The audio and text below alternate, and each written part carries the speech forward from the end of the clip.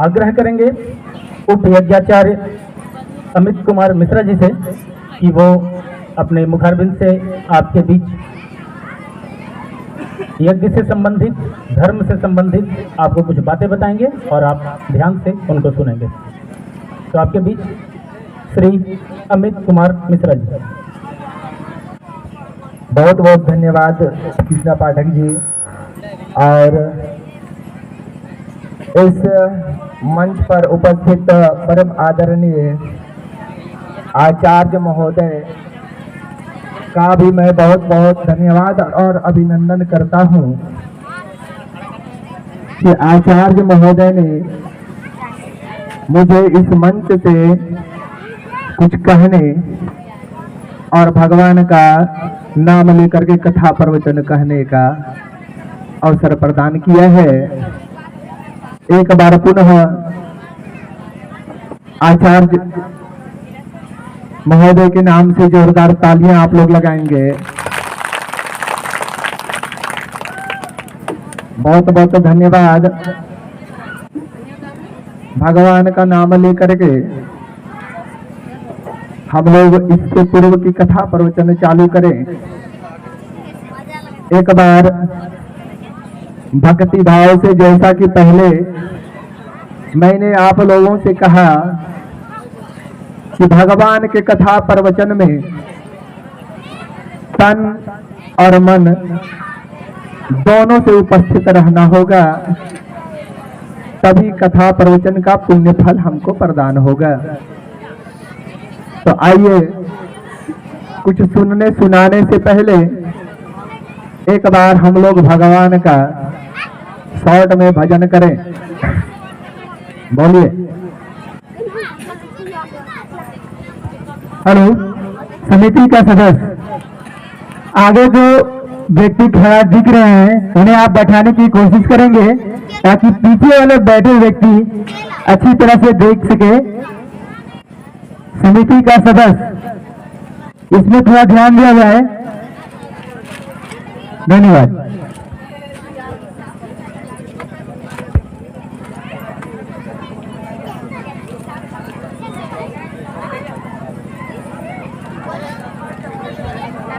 तो आइए एक बार श्री राजा रामचंद्र जी का नाम से हम लोग एक बार उनका स्मरण करें। बोलो श्री राम जय जय राम। बोलिए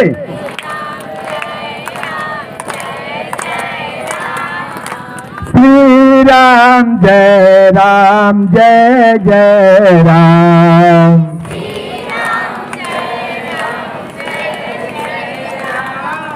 श्री राम जय जय राम।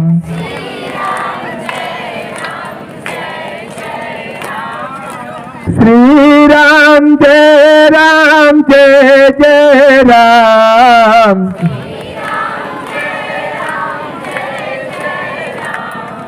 श्री राम जय जय राम।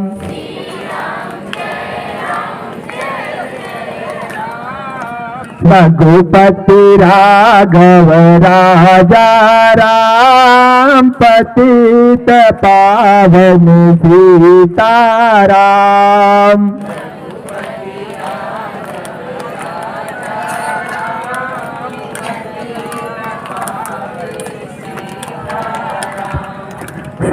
सीताराम जय सीताराम।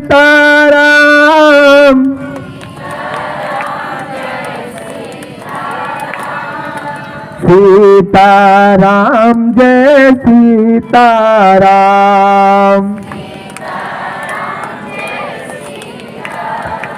बहुत बहुत धन्यवाद।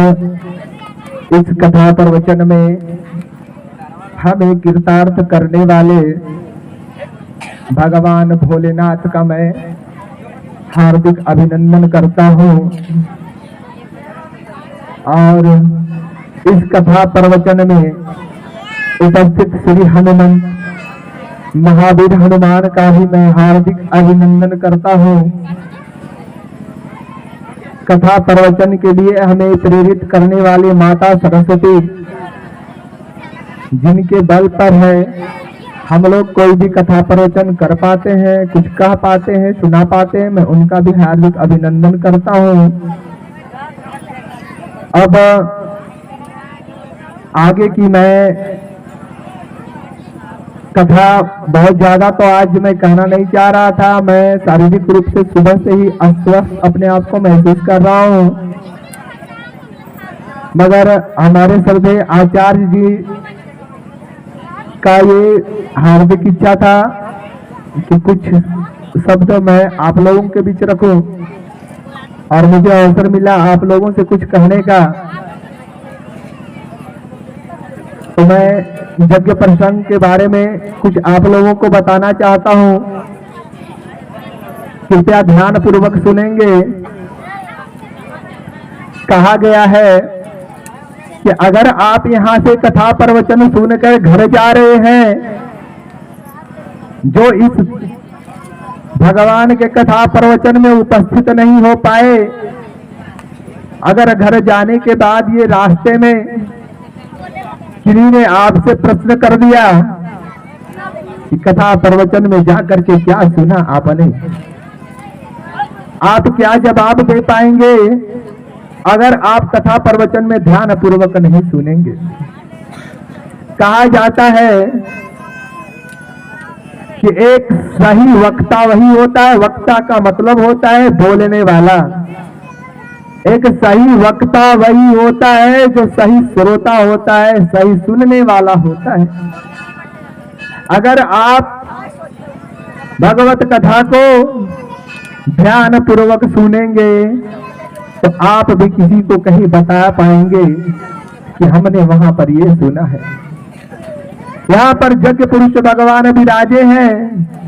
आज मंदनिया ग्राम वासियों का, मंदनिया गांव का सौभाग्य है कि यहाँ पर हनुमान षष्ठी मंदिर प्राण प्रतिष्ठा का यज्ञ का आयोजन हुआ है। यज्ञ हम लोग करते हैं, क्या लाभ होता है या यज्ञ करने से कोई लाभ नहीं होता,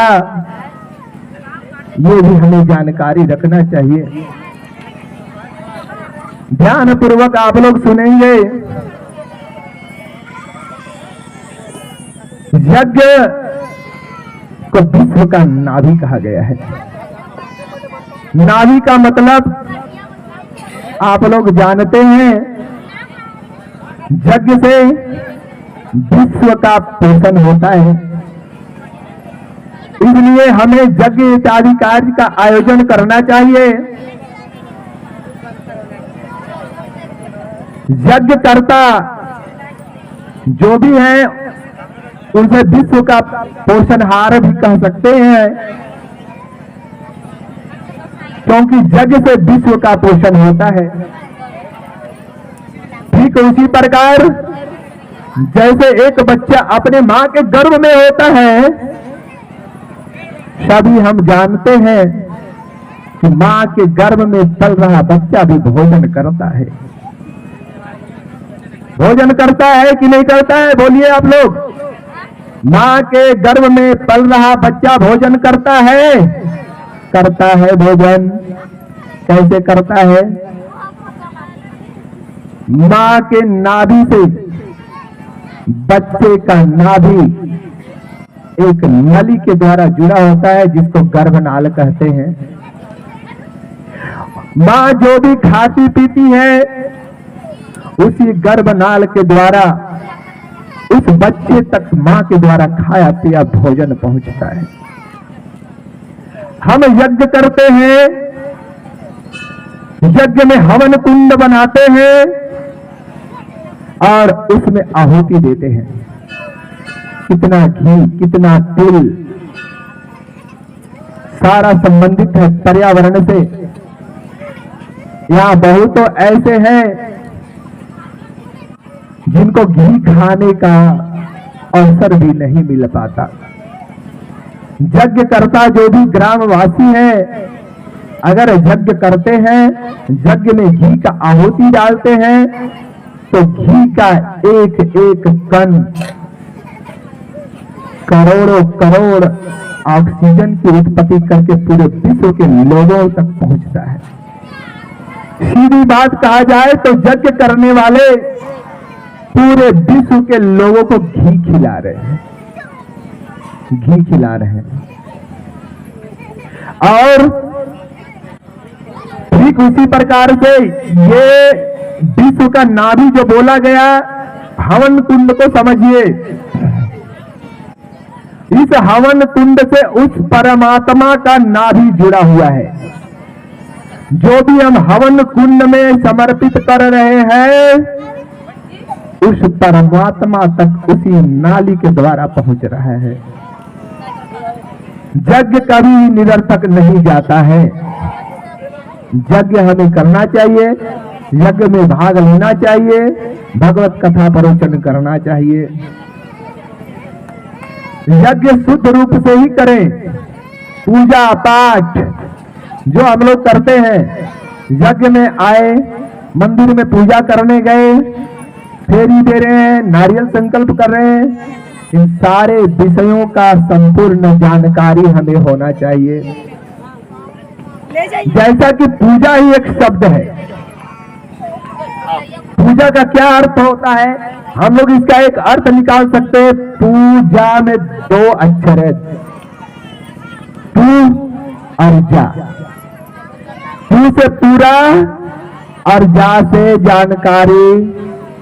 अगर इस भगवान के विषय में हमें पूर्ण रूप से जानकारी हो जाए, वही पूजा है। अगर इस कर्म, इस भगवान से संबंधित पूर्ण जानकारी हमें नहीं है, ना होता है और ना रखते हैं, तो पूजा का कोई फल नहीं मिल पाता है। आप लोग सुने होंगे, गुरु सीख होते हैं लोग, गुरु दीक्षा लेते हैं लोग। सुने हैं आप लोग गुरु दीक्षा के बारे में? हाथ उठाइए जरा एक बार, कितने लोग गुरु दीक्षा के बारे में सुने हैं? बस ठीक है। गुरु दीक्षा से संबंधित कुछ जानकारी मैं आप लोगों के बीच रख रहा हूं, आप ध्यान से सुने। क्यों आवश्यक है गुरु दीक्षा? कहा गया है कि जो मनुष्य विवाह कर चुका हो या विवाह जिसका हो गया हो, स्त्री हो अथवा पुरुष, उन्हें हर हाल में गुरु सिख हो जाना चाहिए, गुरु दीक्षा उनको ले लेना चाहिए।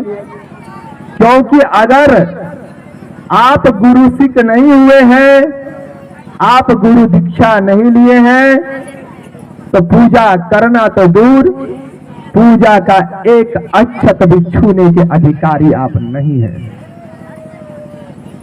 आप पूजा का एक अक्षत भी नहीं छू सकते हैं।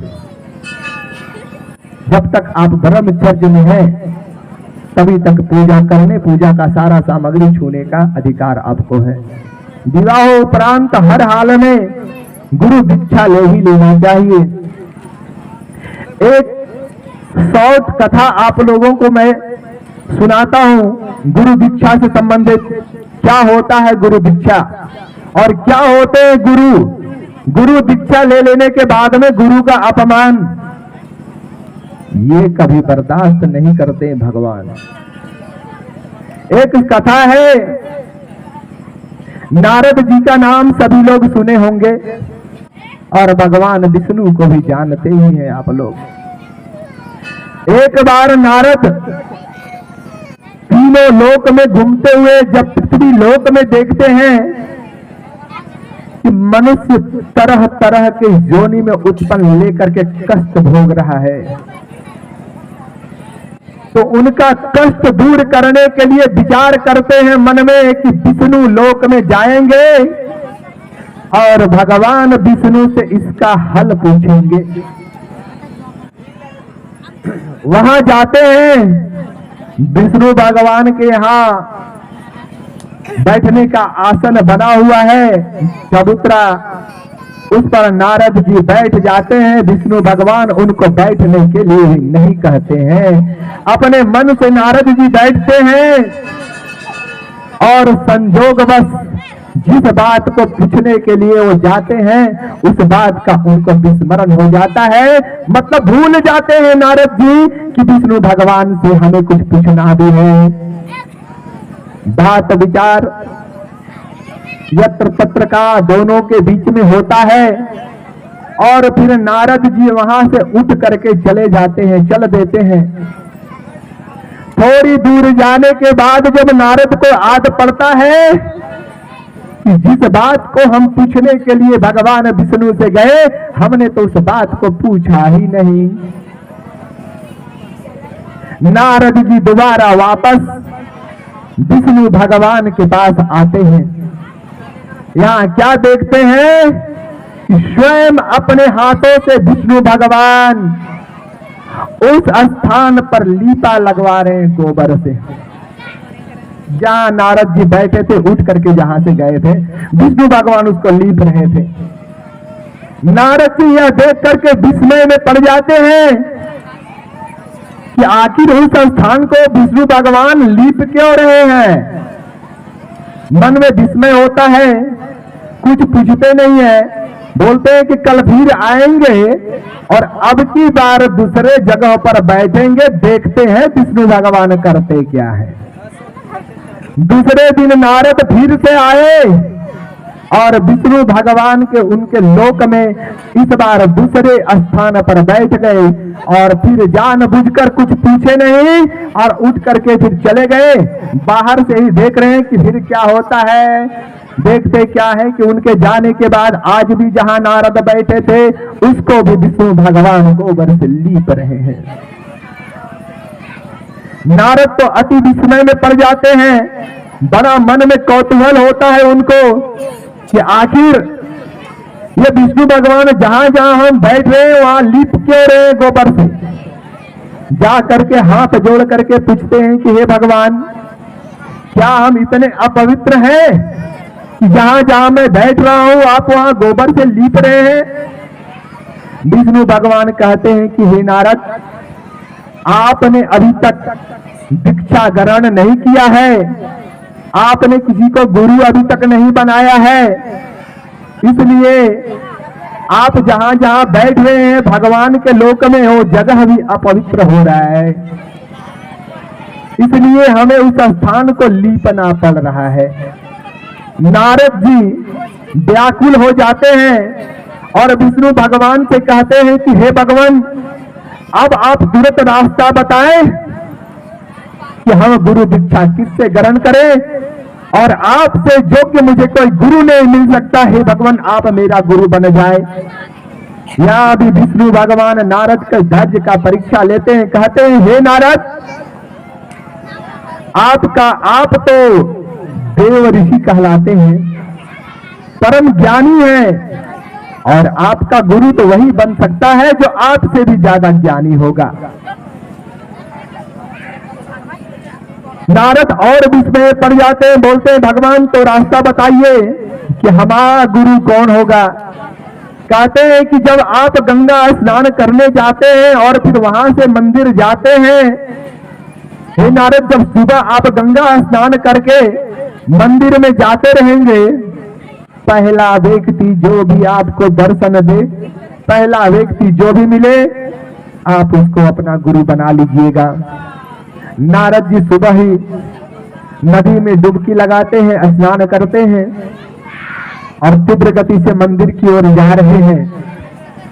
वहां एक मछुआरा फटा हुआ कपड़ा पहन के शरीर में कीचड़ लगा हुआ है, पत्थर पर बैठा हुआ है। वहां से जल्दी जल्दी नारद जी गुजर जाते हैं।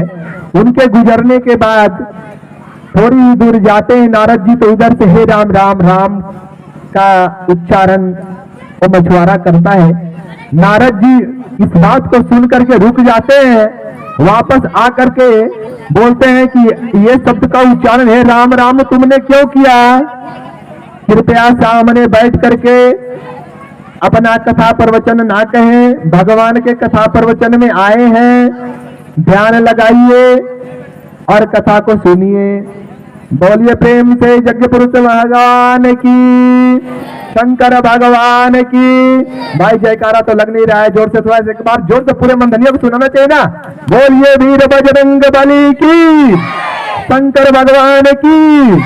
हाँ, यज्ञ में आने के बाद नींद आता है कथा प्रवचन में, प्रेम से बोलिए निद्रा मैया की। देखिए बहुत सारे लोगों को नींद आ रही है, झुक रहे हैं, झुपकी ले रहे हैं। कथा प्रवचन में तो नींद आता ही है। फिल्म देखना रहेगा, ऑर्केस्ट्रा का प्रोग्राम हो जाए तो रात भर पलक भी नहीं झपकेगा, आंख टक टक टक टक लगा के देखिए। कुछ लोग तो एकदम मोबाइल निकाल के रिकॉर्डिंग, कथा प्रवचन का कोई फोटो भी नहीं खींचेगा। चलिए सब कलयुग का देन है। हम लोग आगे चलते हैं। कहते हैं नारद जी कि राम राम का उच्चारण क्यों अपने मुंह से किए आप? बोलते हैं कि हे नारद, आप देव ऋषि हैं, सुबह सुबह गंगा स्नान करके देव पूजा के लिए आप जा रहे हैं। ऐसे भी जो फटा हुआ वस्त्र पहन के रहता है वो अशुद्ध होता है व्यक्ति। मैं फटा हुआ वस्त्र पहना हूं, मेरे शरीर में कीचड़ लगा हुआ है, आप नहा के जा रहे हैं तो भाई आप तो अपवित्र हो गए, इसलिए हम उच्चारण कर दिए। फिर नारद को विष्णु भगवान का बात याद आता है कि सुबह जो पहला व्यक्ति मिल जाए उसी को अपना गुरु मान लेना, बना लेना। नारद जी वहां कहते हैं कि देखो मछुआरे, विष्णु भगवान कहे हैं कि जो पहला व्यक्ति मिल जाए उसी को अपना गुरु बना लेना। तुम ही आज पहले मिले हो, तुमको मेरा गुरु बनना पड़ेगा। गुरु बना नहीं दे, बनना पड़ेगा। मछुआरा कहता है कि भाई आप तो परम ज्ञानी हैं, क्या विष्णु भगवान ये नहीं बोले कि अपने से ज्यादा प्रकांड विद्वान हो, सभी तरफ से योग्य हो, उसको गुरु बनाना है? बोले नहीं नहीं नहीं, कुछ नहीं बोले, बस बोले पहली बार जो मिल गया उसको गुरु बना लेना। अब तो भाई गुरु बनना ही पड़ेगा। बोला कि चलिए ठीक है, जब विष्णु भगवान का आदेश है तो हम बन जाते हैं आपके गुरु। जाते हैं नारद, पूजा करते हैं मंदिर में और विष्णु लोक को जाते हैं। वहां विष्णु भगवान नारद जी को देख करके हंसते हैं, बोलते हैं कि आइए नारद जी आसन ग्रहण करिए। आज पहली बार जब किसी को गुरु बनाकर नारद आते हैं तब उनको बैठने के लिए विष्णु भगवान कहते हैं कि आइए अब आसन पर बैठिए। आज के पहले कभी बैठने के लिए नहीं बोले थे। नारद बैठते तो हैं, विष्णु भगवान कहते हैं कि तब नारद किन्हें तुमने अपना गुरु बनाया, कैसे हैं तुम्हारे गुरु, जरा एक बार अपने गुरु के बारे में मुझे भी बताओ। ध्यान से सुनिएगा। नारद कहते हैं कि हे भगवान, वो तो मलेच्छ था, फटा हुआ कपड़ा पहना हुआ था, शरीर में कीचड़ लगा हुआ था, गुरु बनने का लायक तो क्या, उसके बारे में गुरु बनने के लिए सोचा भी नहीं जा सकता, ऐसा व्यक्ति था। लेकिन आप कह दिए तो गुरु बना लिए। विष्णु भगवान कहते हैं कि उठो नारद, जल्दी उठो, देर में एकदम जल्दी उठो। नारद जी तुरंत उठ के खड़ा होते हैं, बोलते थोड़ा साइड साइड। बोले भगवान क्यों? बोला कि आज तो 7 बार लिपना पड़ेगा नारद, पहले तो एक ही बार लिपना पड़ता था, आज इस स्थान को 7 बार लिपना पड़ेगा। नारद का व्याकुलता और भी बढ़ जाता है, बोलते हैं भगवान अब आप ये क्या लीला रचा रहे हैं, आज 7 बार लिपेंगे अब। बोले नारद, जब तक तुमने किसी को अपना गुरु नहीं बनाया था तब तक कोई बात नहीं, लेकिन किसी को गुरु बनाने के बाद गुरु का आलोचना करना, गुरु का शिकायत करना, यह तुम्हें और भी पाप का भागीदारी बना रहा है। और हे नारद, आपने उस स्थान पर बैठ करके अपने गुरु की आलोचना की है, गुरु का शिकायत किया है। गुरु चाहे जैसा भी हो, उनका कभी शिकायत नहीं करना चाहिए। इसीलिए तो कहा गया है, आप लोगों ने पढ़ा भी होगा, सुना भी होगा, गुरु ब्रह्मा गुरु विष्णु गुरु देव महेश्वरा गुरु साक्षात पर ब्रह्म तस्मै श्री गुरुवे नमः। विष्णु भगवान कहते कि हे नारद, गुरु ही ब्रह्मा, गुरु ही विष्णु, गुरु ही महेश, तीनों लोकों को के जो त्रिदेव हैं वो गुरु में ही समाहित रहते हैं। और एक संत ने कहा, और भी कहा है कि गुरु गोविंद दो खड़े काके लागू पाए, बलिहारी गुरु आप की जो गोविंद दियो बताए। भगवान से जो मुखातिब कराने वाले होते हैं गुरु ही होते हैं। गुरु ही बताते हैं कि ये भगवान है, तब आप भगवान को मानते हैं, भगवान को जानते हैं। तो गुरु का स्थान बड़ा होता है। आप जिसे गुरु बनाए हैं उनका कभी भी अपमान नहीं होना चाहिए। ब्रह्मा विष्णु महेश से भी बड़ा स्थान गुरु का होना चाहिए, मिलना चाहिए आपके द्वारा। वहां नारद जी से बात करते हैं विष्णु भगवान और कहते हैं कि आज 7 बार लिपना पड़ेगा। जब नारद को यह पता होता है कि जाने अनजाने में तो बहुत बड़ा गलती कर दी है, गुरु बना लिया, उनका आलोचना कर दिए, तो कहते हैं भगवान अब इसका आप ही मार्ग प्रशस्त करिए, क्या उपाय है, क्या मैं प्रायश्चित करूं। विष्णु भगवान कहते हैं कि नारद परोपकार करो, तुम जितना ही परोपकार करोगे तुम्हारे इस पाप का प्रायश्चित वैसा ही होगा। बोले भगवान पर हम उस गुरु से कैसे मुंह दिखाएं, आप कृपा बरसाइए। नारद का कौतूहल ज्यादा देख करके विष्णु भगवान जब साक्षात दंडवत होकर नारद गिर जाते हैं तो उठाते हैं, कहते हैं कि हे नारद, वहां जो मछुआरा के रूप में बैठा हुआ मलेच्छ को तुमने देखा, वहां कोई और नहीं, मैं स्वयं था। अर्थात विष्णु भगवान मछुआरा का रूप धारण करके ही वहां बैठे हुए थे नारद के परीक्षा के लिए। उस समय से नारद जी विष्णु भगवान को अपना गुरु बना लिए। और देखिए गुरु की महिमा क्या होती है। सीरियल में देखे होंगे कि नारद जी जहां भी जाते हैं तो नारायण नारायण गुरु का ही नाम जपते हैं। तो गुरु की महिमा अपरंपार है। गुरु सिख होने के बाद गुरु का अपमान कभी भी नहीं करना चाहिए। आपके दरवाजे पे अगर गुरु आते हैं तो भगवान के जैसे उनकी पूजन आराधना होनी चाहिए। आज समय काफी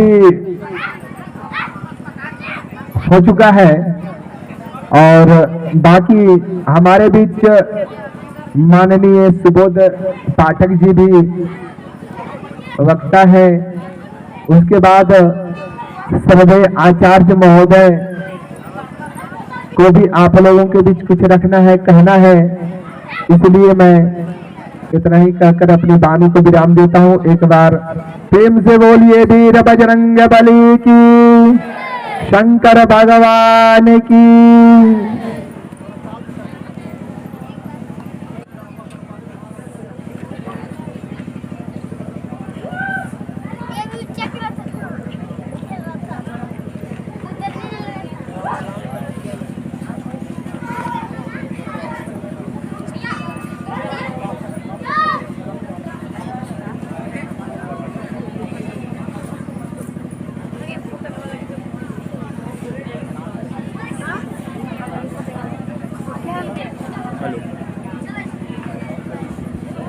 हेलो हेलो, प्रेम से बोलिए यज्ञ भगवान की। अभी आप लोगों ने गुरु की महिमा के बारे में सुना और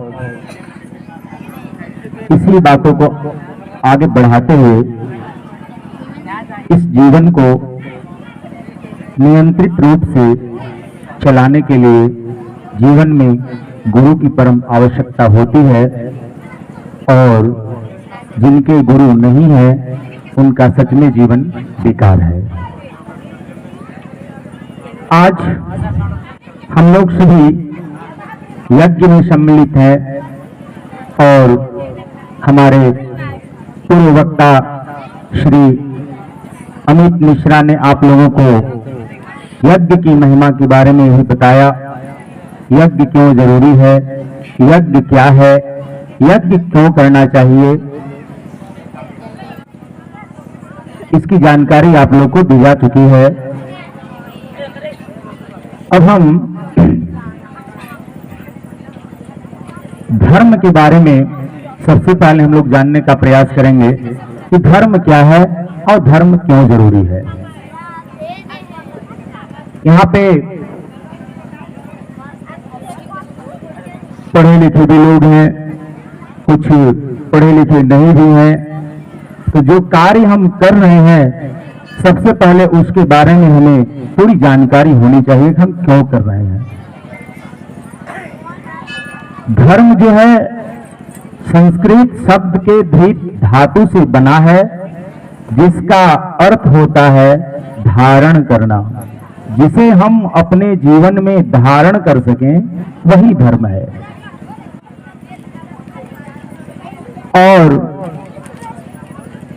जैसे हमारा ये शरीर है, रामायण में एक चर्चा आया है, क्षितिजल पावक गगन समीरा पंच तत्वय अधम शरीरा। अर्थात इस शरीर का जो निर्माण हुआ है 5 तत्वों से मिलकर हुआ है। कौन कौन 5 तत्व है? पृथ्वी, जल, वायु, आकाश, ये 5 तत्वों से मिलकर अग्नि, ये 5 तत्वों से मिलकर ये शरीर बना है और ये शरीर वही 5 भाग में बटा हुआ है। पूजा क्यों जरूरी है, धर्म क्यों जरूरी है, आप इसको प्रैक्टिकल विज्ञान के दृष्टि से समझें कि पूजा क्यों जरूरी है। हमारा शरीर भी उसी 5 भाग में बटा हुआ है। एक बार पुनः मैं फिर बता देता हूं आप लोगों को, ये जो शरीर का निर्माण हुआ है ये 5 तत्वों से मिलकर बना है। जल, पृथ्वी, वायु, आकाश, अग्नि। अब ये शरीर 5 भाग में कैसे बटा है? यहां से यहां तक 1 भाग और यहां से पेट तक 2 भाग और पेट से आगे 3 भाग और फिर ठेवना तक और ठेवना से नीचे, ये 5 भाग में शरीर बटा हुआ है। तो सबसे पहले क्या, पृथ्वी में जल नीचे होता है, उसी प्रकार से जल का जो भाग है पैर से लेकर ठेवना तक है। अगर आपको ये पैर से लेकर ठेवना तक में कोई कमी है अर्थात आप में जल की कमी हो रही है। ठेवना से ऊपर का जो भाग है वो पृथ्वी है। पृथ्वी, उसके बाद उससे ऊपर का जो भाग है अग्नि, पेट का जो भाग है अग्नि का है। अगर किसी प्रकार हमारे पेट में विकार उत्पन्न हो रहा है तो अग्नि का विकार है, और पेट से ऊपर का भाग जो छाती का भाग है वो वायु का भाग है। उसके बाद जो यहां का भाग है, माथा का भाग है, ये ब्रह्मांड का भाग है, आकाश का भाग है। तो हम भोजन करते हैं, शरीर के लिए भोजन आवश्यक है। उस भोजन को पचने के लिए अग्नि की आवश्यकता होती है जो पाचन तंत्र में होता है।